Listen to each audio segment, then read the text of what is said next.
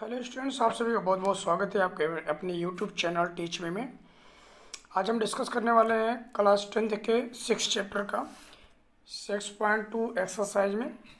इसका first part question number first से 5th तक पहले इसके अपलोड कर दिया गया और ये क्वेश्चन नंबर 6 से क्वेश्चन नंबर 10 तक यानी कंप्लीट 6.2 एक्सरसाइज का कंप्लीट सेकेंड वीडियो आपको उपलब्ध कराया जा रहा है। और इस वीडियो को अंत तक देखें और यदि अच्छा लगे तो अपने दोस्तों के साथ शेयर करें, लाइक करें।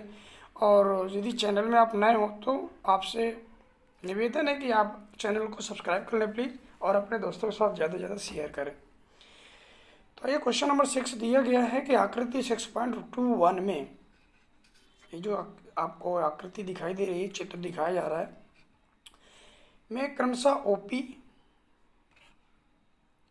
OQ और OR पर स्थित बिंदु A, B और C इस प्रकार हैं कि AB समांतर PQ, ये AB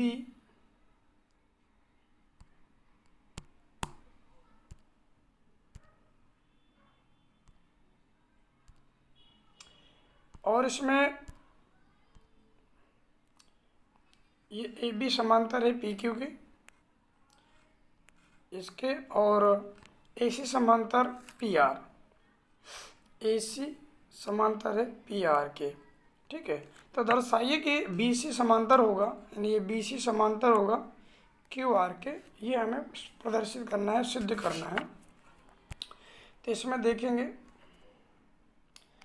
तो त्रिभुज POQ में त्रिभुज POQ, देखिए POQ, इस त्रिभुज में आप देखेंगे AB समांतर PQ है, AB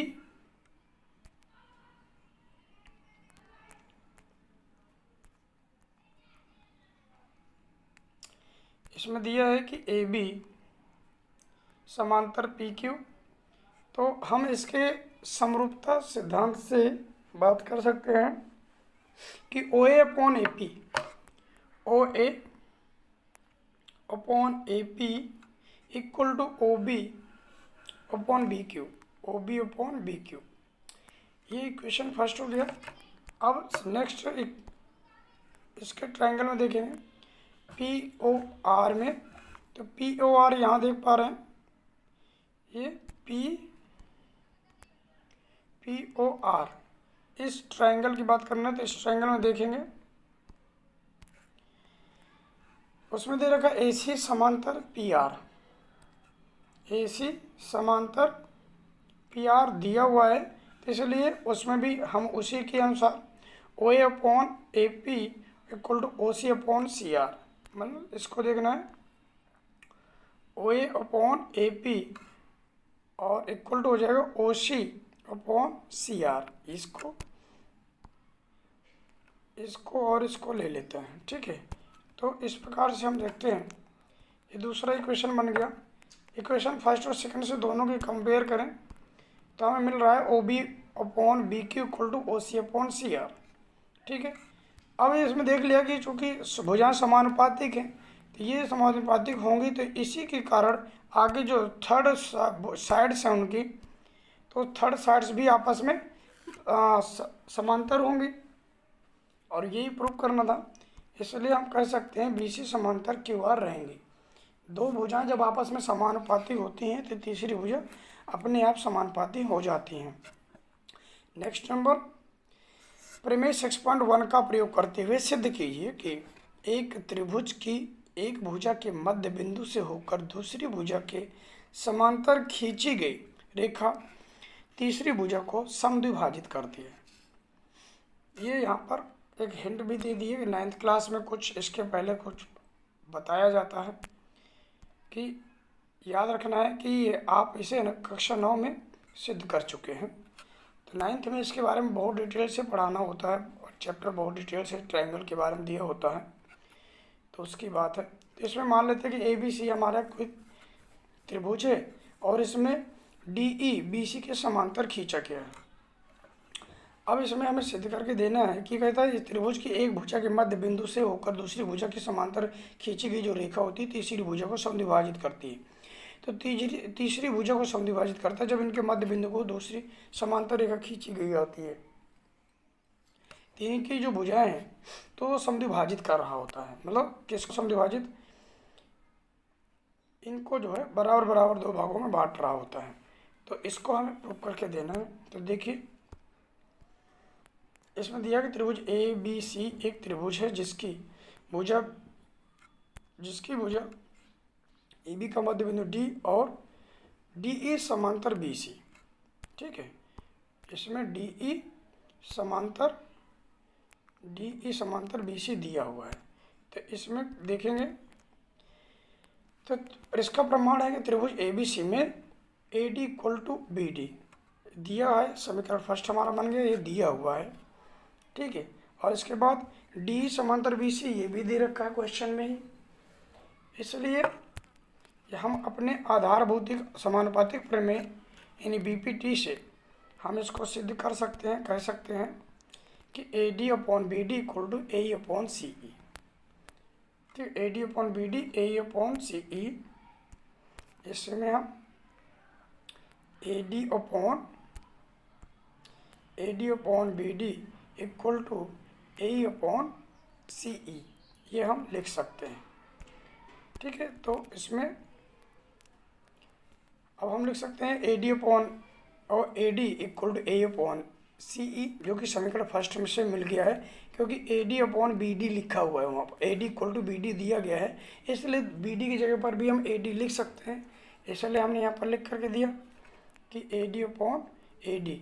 तो ए डी से ए डी हम जब कट कर देंगे तो यहाँ पर 1/1 बचेगा, इसलिए हम फिर कह सकेंगे क्रॉस मल्टीप्लाई यदि हम कर लें यहाँ से तो ये हो जाएगा ए ई अपॉन ई सी, तो ये भी दोनों आपस में बराबर हो जाएंगे। तो ये हमें प्रूव करना था। नेक्स्ट नंबर देखिए, क्वेश्चन नंबर 8 में दिया है कि 6.2 का प्रमेय करते हुए सिद्ध करना है कि एक त्रिभुज की किन्हीं दो भुजाओं के मध्य बिंदुओं को मिलाने वाली रेखा।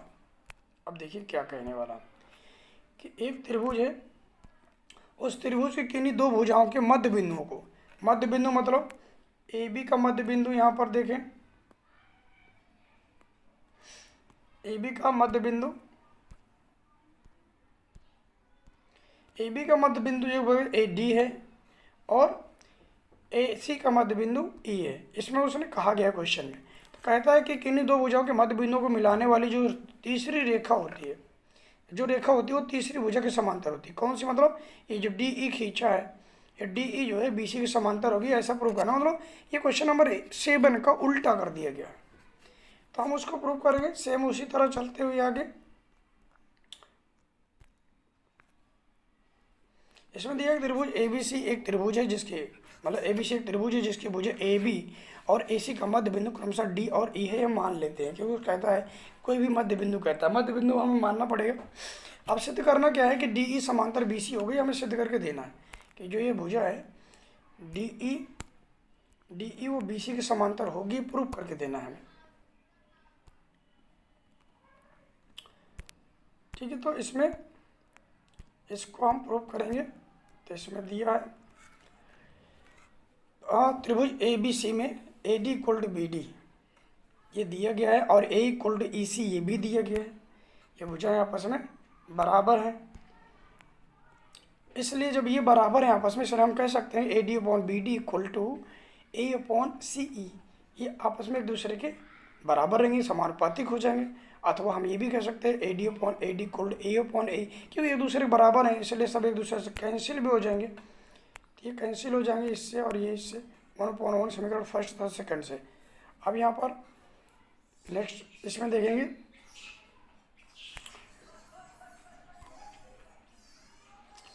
तो इस तरीके से हमें पाते हैं कि दोनों आपस में कैंसिल हो जाए, 1/1 दोनों आपस में बराबर हो जाएंगे। जब ये दोनों बराबर हो जाएंगे तो तीसरी जो भुजा होती है, तीसरी जो भुजा होगी वो जो है, जो हमने डी ई खींचा है वो बी सी के समांतर हो जाएगी, ये आपस में समांतर हो जाएगी जब ये कंडीशन होगी। बस इतना हमें सॉल्व करना है। क्वेश्चन नंबर 9 में दे रखा है कि ए बी सी डी एक समलंब है जिससे ए बी समांतर डी सी है तथा इसके विकर्ण परस्पर बिंदु ओ पर प्रतिच्छेद करते हैं। दर्शाना है कि A O upon B O equal to C O upon D O. देखो क्या दे रखा है कि ए बी समांतर डी सी है, ए बी DC के समांतर दे दिया गया है। और इसमें कहते हैं इसके विकर्ण परस्पर बिंदु O पर प्रतिच्छेद करते हैं। विकर्ण है जो B पर अपने एक दूसरे को प्रतिच्छेद करते हैं। हमें सिद्ध क्या करना है कि AO upon BO equal to CO upon DO ये प्रूव करके देना है। तो चलिए शुरू करते हैं। इसमें दे रखा चतुर्भुज है ABCD एक समलंब है जिसमें AB समांतर CD और विकर्ण AC जो है AC तथा BD एक दूसरे को बिंदु O पर प्रतिच्छेद करते हैं। ये दिया गया है इसमें, ठीक है। अब इसके बाद सिद्ध क्या करना है, AO upon BO equal to CO upon DO। चलिए आगे। इसमें बिंदु O से AB समांतर EO एक खींचा गया है। O से AB समांतर EO AB और EO खींच लिया गया। अभी देखो अलग से इसमें ये खींचा गया है, इसके समांतर इसको खींचा गया है। अलग से इसको प्रूव करने के लिए हमें करना पड़ेगा। अब इसमें AB समांतर EO ये रचना से यानी जो हमने अलग से लाइन खींचा और AB समांतर CD दे रखा, तो दोनों समीकरणों से हम कह सकते हैं EO समांतर CD है, क्योंकि AB समांतर EO है और AB समांतर CD है, इसलिए EO भी CD के समांतर हो जाएगा। इसलिए इक्वेशन थर्ड हो गई।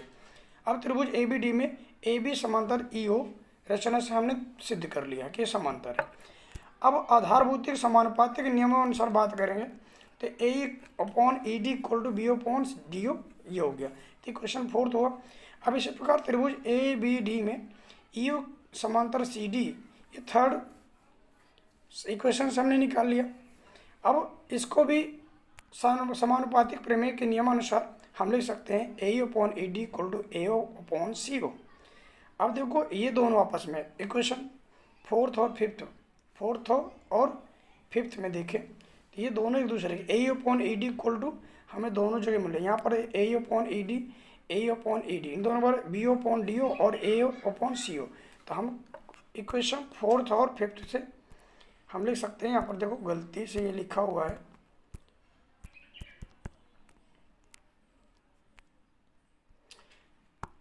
ये लिख दिया गया है फोर तथा फाइव से A upon CO equal to BO upon DO। तो इसको ऐसे भी लिख सकते हैं A upon BO cross multiply इधर उधर से करके उसको यहाँ नीचे लेकर के इसको नीचे से ऊपर लेकर A upon BO equal to CO upon DO एक कांतार अनुपात यानी अल्टरनेटो रेशियो के लगा करके हम इसको ऐसे लिख सकते हैं। और यही हमें प्रूव करना था। क्वेश्चन नंबर नेक्स्ट क्वेश्चन देखिए।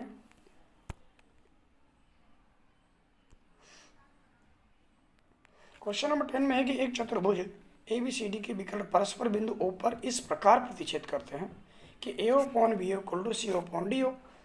अब दर्शाना है कि ABCD एक समलंब है।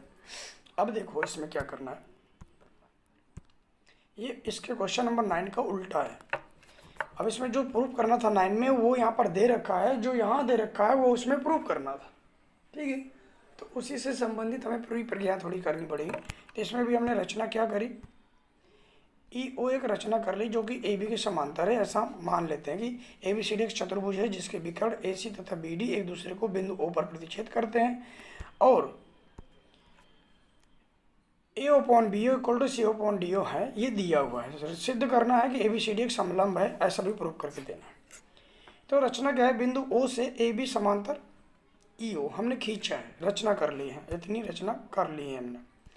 अब इसमें प्रमाण है हमारे पास कि त्रिभुज ABD में AB समांतर है EO के, रचना से हमने लिखा है AB समांतर है EO के, ठीक है। अब इसमें अब आधारभूत समानुपातिक नियमों से बात करेंगे तो AE upon ED equal to BO upon DO, वो पहले पूरा क्वेश्चन नंबर 9 की तरह। तो ये हम लिख सकते हैं, इसलिए AO upon BO equal to CO upon DO, जबकि ये दे रखा है इसलिए हम लिख सकते हैं AO upon CO equal to BO upon DO, ठीक है। तो ये दूसरा नियम अनुसार अल्टरनेटिव को जो उसके पहले क्वेश्चन नंबर 9 में भी हमने इसका यूज करा। इसके बाद इसे हम समीकरण फर्स्ट और सेकंड से देंगे AE upon ED equal to AO upon CO। ये हमने दूसरा प्रूफ, जब वो एक दूसरे के बराबर होंगे तो हम दूसरे विभुजों को उसके बराबर कह सकते हैं।